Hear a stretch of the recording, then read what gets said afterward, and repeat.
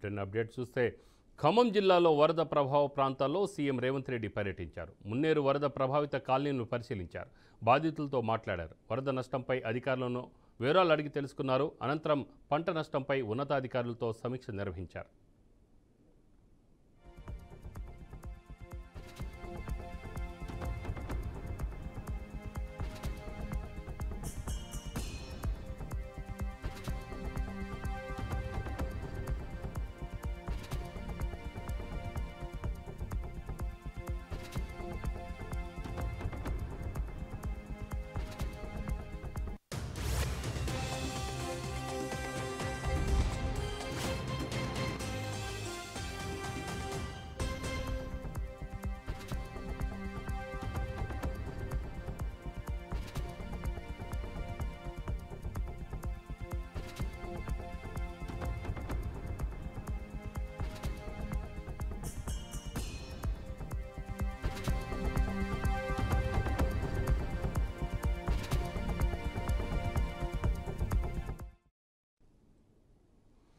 ఖమ్మం జిల్లాలో వరద ప్రభావిత ప్రాంతాల్లో సీఎం రేవంత్ రెడ్డి పర్యటించారు. మున్నేరు వరద ప్రభావిత కాలనీలను పరిశీలించారు. బాధితులతో మాట్లాడారు.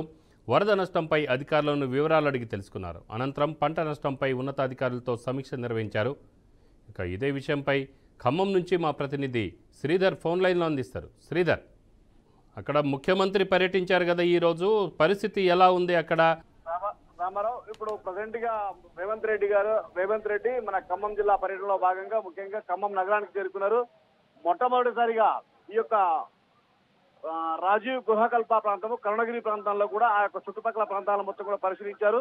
అక్కడ ప్రజలకు ఉన్నటువంటి అవస్థలు, ఇబ్బందులు అన్ని కూడా తెలుసుకొని ప్రస్తుతం అంటే ఇప్పుడు ప్రజెంట్ సిచ్యువేషన్ లో కాలువడ్డు ప్రాంతంలో ఉన్నటువంటి మంచికంటి నగర్ లో ఈ యొక్క ప్రజలను ఉద్దేశించి మాట్లాడడం జరిగింది. అంటే మొత్తం కూడా నేను చూశాను, మీ కష్టం నాకు తెలుసు. అనవసరంగా ఈ యొక్క వచ్చినటువంటి వరద ఒక విపత్తి అనేది మిమ్మల్ని ఆర్థికంగా కావచ్చు, అన్ని రకాలుగా ఇబ్బంది కుదిరించింది. చివరకు మీ ఇంట్లో ఉన్నటువంటి పప్పు కావచ్చు, ఉప్పు కావచ్చు, పచ్చళ్లతో సహా మొత్తం కూడా మునిగిపోయినాయి అని చెప్పి మా దృష్టికి వచ్చింది. నేను చాలా పరిస్థితి చూసినప్పుడు చాలా హృదయ విదారకంగా ఉంది. ఎందుకంటే టీవీలు ఫ్రిడ్జ్లు అన్ని కూడా రోడ్డు మీద పడ్డాయి. చాలా బాధాకరమైనటువంటి విషయం. ఈ విషయంలో ఇప్పుడు నేను ఇక్కడికి రావడానికి ముఖ్య కారణం ఏమిటంటే, ముఖ్యంగా అధికార యంత్రాంగం కూడా మొత్తం కూడా మీ దగ్గరికి తీసుకొస్తున్నాను.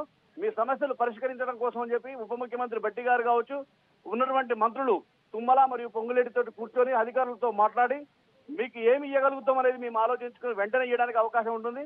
ప్రతి ఒక్కళ్ళకు కూడా అంటే ఏదైతే వస్తువులు అయితే మనం కోల్పోయామో వాళ్ళందరికీ కూడా సహాయ సహకారాలు అందిస్తామని చెప్పి, అదేవిధంగా ఆర్థికంగా కావచ్చు ప్రతి ఒక్క ఇంటికి కూడా అధికారులతోటి చెక్ చేయించి అంటే ఏమేమి నష్టం జరిగింది, ఎంత నష్టం జరిగింది, దానికి సంబంధించినటువంటి అన్ని కూడా చర్చ చేసి కట్టుదిట్టంగా అంటే ఎవరికైతే ఏదైతే ఎంత అన్యాయం జరిగింది, ఎంత నష్టం జరిగింది అనే విషయాలు మొత్తం తెలుసుకొని వాళ్ళందరికీ కూడా తీర్చే ఏర్పాటు చేస్తా. ఇది కాంగ్రెస్ ప్రభుత్వం, ఇది ప్రజాప్రభుత్వం, ఇది మీ ప్రభుత్వం, మీకోసమే ఉంది. వచ్చిన విపత్తులో అందరూ కూడా సహకరించాలి. ప్రతి ఒక్కళ్ళు కూడా అందరికీ కూడా న్యాయం చేస్తామని చెప్పి చెప్పడం జరిగింది. రామారావు, ఏదైతే ఉన్నాయో అంటే సరుకులు అవి ఎలా ఉన్నాయి అంటే ఇప్పుడు ఇందులో ఉన్న సరుకులు అనేది వాస్తవంగా చెప్పాలంటే 80%, 100లో 80% సరుకులు అనేవి లేవు అసలు ఇంట్లో. ఈవెన్ గ్లాసుల దగ్గర నుండి పడుకునేటువంటి బట్టలు, పరుపులు, double cot beds, gas cylinders, ఒకటేమిటి అంటే వాస్తవంగా ఇల్లుతోటి వాళ్ళు కట్టుబట్టలతోటి బయట ప్రజెంట్ గా ఉన్నారు. మళ్ళీ కట్టుకోవడానికి కూడా బట్టలు లేని పరిస్థితిలో ఈ రోజు ఈ వరద ప్రాంతాల్లో ఉన్నదని చెప్పుకోవచ్చు మనం. Right Sridhar, thank you.